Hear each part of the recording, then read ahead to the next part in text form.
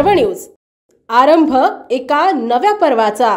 भडगाव प्रतिनिधी दिनांक 26 जानेवारीला सर्व अधिकारी कर्मचारी हे ध्वजारोहण करण्यात व्यस्त राहतील, तेवढ्यात आपण डंपरद्वारे अवैध वाळू वाहतूक करून घेऊ अशी युक्ती सुचलेल्या वाळू माफियांच्या डंपरवर आज सकाळीच तहसीलदार श्रीमती शीतल सोलाट यांच्या आदेशाने कारवाई करण्यात आली।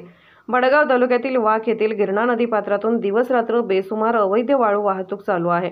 यावर आज सकाळी भडगाव महसूल विभागाच्या पथकाने कारवाई करत वाळूचे डंपर जप्त करण्यात आले आहे। कारवाई तहसीलदार शीतल सोलाट यांच्या मार्गदर्शनाखाली पथकातील ग्राम महसूल अधिकारी पाशा हलकारे, विजय पाटील, विलास शिंदे, सुनील मांडोले, समाधान हुल्लोळे, लोकेश महाजन, विशाल सूर्यवंशी आदींनी कारवाई केली।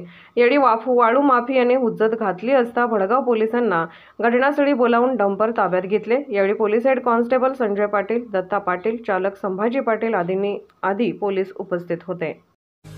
पुणे शहरातील आणि जिल्ह्यातील महत्त्वाच्या आणि ताज्या बातम्या पाहण्यासाठी आजच आमच्या आरंभ पर्व न्यूज चॅनलला YouTube वर सबस्क्राइब करा आणि बेल आयकॉन प्रेस करा।